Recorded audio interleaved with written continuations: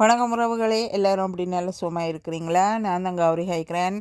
இன்றைக்கு இந்த வீடியோவில் நாங்கள் பார்க்க போகிறது இடியப்ப வீடியோ.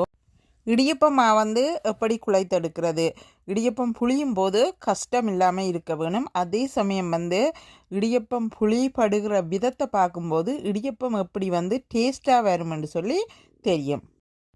இடியப்ப மாவை நீங்கள் சரியான முறையிலே குழைத்தெடுத்து இருந்தால் இடியப்பம் புளியும் போது இப்படித்தான் வருவார். இந்த பாருங்க, இப்படி முறிய மாட்டார். நீங்கள் புளிந்தெடுக்கும்போது சரியான முறையில் நீங்கள் இடியப்ப மாவை குழைத்தெடுக்கவில்லை என்றால் இடியப்பம் புளியும் போது இடியப்பமா முறிந்து கொட்டுண்டுடுவார். அதே சமயம் ரஃப்பாகவும் இருப்பார்.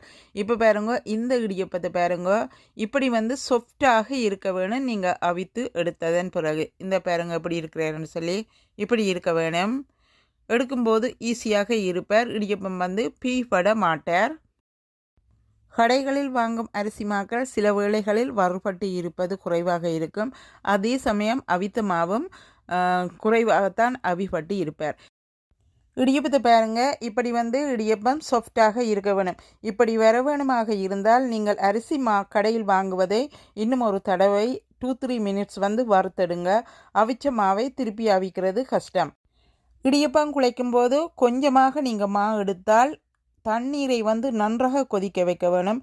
கொதிக்க வைத்த தண்ணீரை கொஞ்சம் மாவுக்கு உடனேயே மாவுக்குள்ளே தண்ணீரை சேர்த்து குழைத்தெடுக்க வேணும். உப்பும் சேர்த்து 2 டேபிள் ஸ்பூன் ஓயில் சேர்த்து கொள்ளலாம். இடியப்பம் நன்றாக சாஃப்டாக வர வேணும் என்று சொல்லி சொன்னால் நீங்கள் 1 டேபிள் ஸ்பூனோ 2 டேபிள் ஸ்பூனோ ஆயில் சேர்த்து கொள்ளலாம். இப்படி வரக்கூடியதாக இருப்பார். நிறைய மாவிலே இடியப்பம் குழைக்கும் போது இடியப்பம் பிழைக்கிறது குறைவாக இருப்பார். குறைவான மாவிலே நீங்கள் குழைக்கும் போது தான் கவனமாக இருக்க வேணும். ஒரு எக்ஸாம்பிளுக்கு 2 ஸ்மால் கப்புண்டு வையுங்க. அப்படியான கப்பில் நீங்கள் இடியப்பமா குழைத்து எடுக்கும்போது என்னென்னமா நீங்கள் மிக்ஸ் பண்ணுவீங்களன்னு எனக்கு தெரியாது. நான் ஆட்டாமா, கோதுமைமா, அரிசிமா 3 மாவும் சேர்த்துக்கொள்ளுவேன். 3 நன்றாக அவிப்பட்டு வறுபட்டு இருக்க வேணும். 3 விதமான மா வகைகளை சின்ன சின்ன கப், ரைஸ் குக்கர் கப் இருக்குது தானே, ஃபார் எக்ஸாம்பிளுக்கு அப்படி ஒரு கப்பால் நீங்கள் எடுத்தீர்களாக இருந்தால் 1 டீஸ்பூன் ஆயில் சேர்த்துக்கொள்ளுங்க. 1/2 டீஸ்பூன் உப்பு சேர்த்துக்கொள்ளுங்க. தண்ணீர் நீங்கள் கொதிக்க வைத்த தண்ணீர் குறைய மாவிலே இடியப்பம் குழைக்கும் போது நீங்கள் தண்ணீர் கொதித்த உடனே மாவுடன் சேர்க்க வேணும். ஆற வைக்க தேவையில்லை. ஆற வைத்தீர்களாக இருந்தால் இடியப்பமா பிழைத்து விடுவார். அதனாலே உப்பையும் ஓயிலையும் சேர்த்த உடனே ஹாட் வாட்டரையும் சேர்த்து கொள்ளுங்கள்.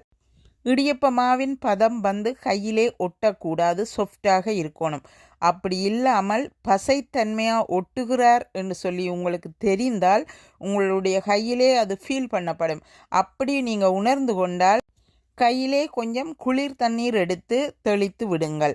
தெளித்து அந்த மாவை குழைத்தெடுக்கும் போது பசைத்தன்மை இல்லாமல் சாஃப்டாக மாவருவார். இந்த வீடியோவிலே இவ்வளவுதான். இன்றைய வீடியோவிலிருந்து விடைபெற்றுக்கொண்டு இன்னும் ஒரு வீடியோவில் உங்கள் கூட இணைந்திருப்பேன். நன்றி, வணக்கம்.